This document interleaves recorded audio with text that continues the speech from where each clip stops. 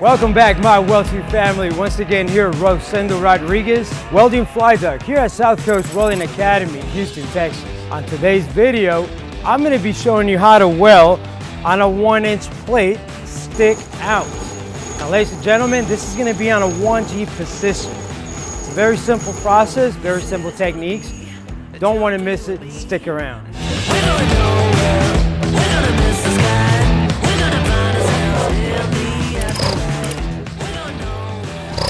All right, ladies and gentlemen, so come over here with me and look at this. So we have a 1-inch plate here, and I need you to clean the back, the front, your walls, and all you got to do is just clean about maybe a 1/2 inch onto your plate all the way around. After that, ladies and gentlemen, go on ahead and put a 332 landing. Now be very careful because you don't want to have too much of a landing. Remember, you're welding on a thick plate. You're welding on an inch plate and it holds a lot of heat. I went ahead and got my spacer. It's a 7018 332. Get rid of the flux, bend it, and this is what you're going to use as a spacer. So always check your landing and make sure that you have a good 332 landing all the way around on both plates. All right, so first thing first, we're going to go ahead and flip them. Have the back side up, facing up. Grab your 332 spacer, stick it inside, just like that. All right, nice and even. And all you got to do now is we're going to tack it. We're going to tack it on the very corner on each side of the plate. Small little tacks. Now be very careful when you tack your plate. You want a long arc back and forth a tiny bit, not too much, and watch your puddle connect. All right, so what you're gonna do now, you're gonna flip this back to the other side, just like this, and you're gonna tack your runoff tabs. And they're gonna go against your plate on the very edge, just like that. You're gonna put a tack on the very corners, just like that, on both sides. Now, I recommend that you quarter your tacks, quarter them, so that it doesn't pull one direction, okay? And I'll show you how to do that. Now, it doesn't have to be perfect because these are just runoff tabs, okay? All right, so ladies and gentlemen, now we have it nice and tacked at a 1G position. Now we're gonna go ahead and start doing our root. So what I'm gonna do here, I'm gonna start warming up my metal from way back here, and then I'm gonna start moving forward. So the technique that I'm gonna do, I'm gonna stitch forward, all right? I'm gonna go back out, punch on my keyhole, put pressure on it, drag a tiny bit into my gap, and then pull it out a tiny bit, go back into my keyhole, push and drag. It's a tiny little oval. The angle that I'm going to use here on my 60-10, 1/8, I want you to lean the back part of the rod, lean it towards you 10-15 degrees, and then 10-15 degrees to the right. So we're leading this way, we're going to the right. So 10-15 degrees towards me, 10-15 degrees to the right. And this is the angle that I want you to keep it the whole time. Now be careful with your keyhole. If you see your keyhole shifting, then change your angle, adjust it so that you can keyhole right in the center. Now watch my angle at all times, keep an eye on it. If you change it, just move it back to normal, right? Pretty simple. Now what I'm going to do, I stopped maybe about halfway. I didn't have any more material. We're going to feather it. When we feather your keyhole nice and thin, all right? Feather it nice and thin. So now when I restart, I'm going to go ahead and start warming up my metal from where I started grinding. So all I got to do is go up and down or do tiny little circles, moving forward with the same angle at all times. And as soon as you start keyholing, that's when you're going to start doing your root. You're going to start applying pressure and you're going to start stitching back and forth, doing that little oval technique, okay? So always keep an eye on your gap. Check your keyhole. If you don't have a nice keyhole, it's probably because you're not pushing enough, you're not penetrating enough. So you can turn out your amperage so that you can blow through a lot faster, a lot easier. Watch your gap. If your gap is too wide or your keyhole is too wide, then you need to stop, change your amperage, turn it back down so that you can close your keyhole.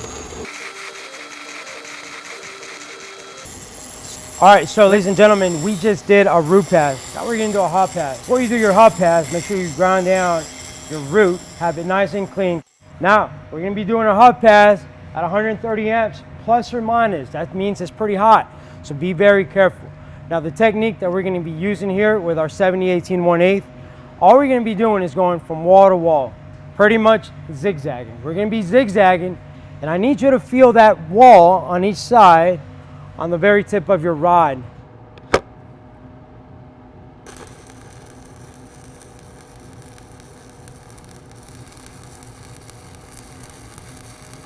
Zigzag it, touch both walls all the way through.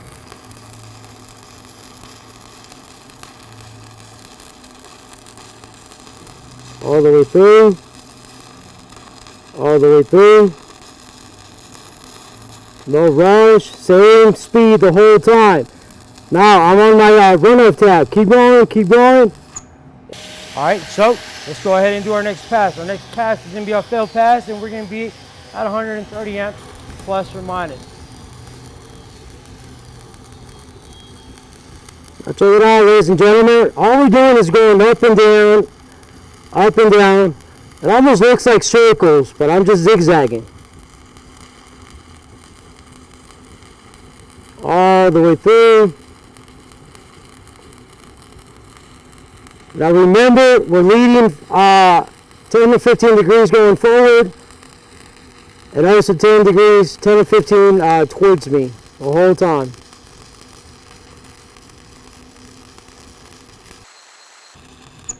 So, what are we going to do now? We're going to keep flushing it out all the way to the very edge until it's full. But now, from this point, you can actually start doing your stringers. What we're going to do here, we're going to have our puddle roughly an average, okay, and meet up halfway of our very first fill. The edge of your puddle, the edge of the top part of your puddle. The bottom part of our puddle is going to roughly bite into our wall. Now we're going to do the one on top of it. Same concept. I'm going to meet up 50% at the bottom, and then I'm going to make sure that the top edge of our puddle touches the top wall. All right, first layer. Let's go ahead and start doing our next pass now. We're going to do our next pass, our next layer. Same concept, same idea. If you still see that you can still do two stringers right next to each other, by all means, go ahead and do that. As long as you're not leaving any slag or any lack of fusion between them or any of that, any valleys.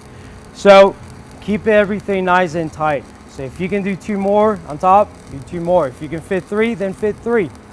All right, so let's go ahead and start doing our next pass. Our next pass is going to be right on top. This is where it starts to get boring, but be careful. Pay attention to what I'm doing here. Focus on my posture. Focus on my technique. Listen to what I'm telling you. Keep feeding at all times. Don't rush anything. Proper stacking. All right, so we're moving up now. We're actually maybe about halfway already. Pretty simple. Now, I want to tell you something. I want to show you something that sometimes, you know, we're not all perfect. No one's perfect. Sometimes you might see that you're probably putting more metal on one side than the other side. So eventually you're going to start stacking or growing uneven. It's not a problem. Do not worry. Do not hesitate. All you got to do is even it out. All right, so ladies and gentlemen, we're almost done here. So we're slightly below flush. Now, since you're using a 1/8, a 70-18 1/8, you can actually go ahead and cap it a little bit under flush. The way I always do it, I always try to have it nicely flush. The more flush you are, the better your cap is going to look. Sometimes you can't tell how much under flush you are, and you're going to want to cap it, and your cap might start looking like this, a little bit uneven, but it doesn't mean you can't do it. You can actually. So you can actually cap it slightly under flush or perfectly flush. Now remember how I said before that if they let you grind, then go ahead and grind any imperfections that you have. This is how you're learning, right? This is how you learn, and so on. So if the company doesn't want you to do any grinding, then hey, I guess we got to be extra careful, right? All right, so ladies and gentlemen, now we are done with our fill. Nicely flush and ready to cap. So remember, you can cap it under flush, slightly under flush, or perfectly flush. Now, if you're allowed to use a grinder, go ahead and grind it, grind the high spots, have it nice and flat, nice and even, so you can have a good looking cap. One technique that I like to do is I always like to grind a line on my cap. Now, if they don't want you to use it, or well, then go ahead and follow your bevel. This is why you're not covering your bevel whenever you're doing that last fill. Now, we're gonna go ahead and start capping it. Now, I have a guideline in there. What I'm gonna do when I cap it, you're gonna have your circle, you're gonna have your puddle. I want you to put your puddle right in the center of that guideline. All right, make sure that you're looking on top of that puddle and watch it bite into that top part of your guideline. Watch it eat into it. Okay, so you're gonna see it biting into it. So follow that guideline, go nice and straight. Try to go at the proper speed, at a proper speed. Don't rush it. Don't be bouncing around or any of that. Don't change your angle. Keep the same angle all the way out. Always check for lack of fusion. Make sure that you're biting into your own bevel, the guideline that you placed in there. So double check it. Make sure there's no porosity, no lack of fusion, no inclusions, and so on. So be very careful. Once you are satisfied, right, then we can start grinding our next guidelines. All right, same concept. We're keeping it nice and simple, right? So we're gonna drag it again, the same method, same way. We're gonna follow that guideline, nice and even and nice and straight, same angle. What you don't want to do here is cut any corners, and you're trying to rush this. All right, ladies and gentlemen, so there you have it. We just finished this 1G stick out on a 1-inch plate. It's a long process, it takes time. So remember, do it carefully, step by step. Don't cut any corners and you'll do it right. Nothing is perfect, ladies and gentlemen. Just remember that. Practice, practice, practice. Now, check out our store, welllife.com, all right? Check out our store. So we got plenty of stuff in there, good stuff, quality stuff. So remember, use my discount code if you want that 10% off, Welding Fly Doug. So ladies and gentlemen, I'll see you next time for some more knowledge. Hoorah, Semper Fi.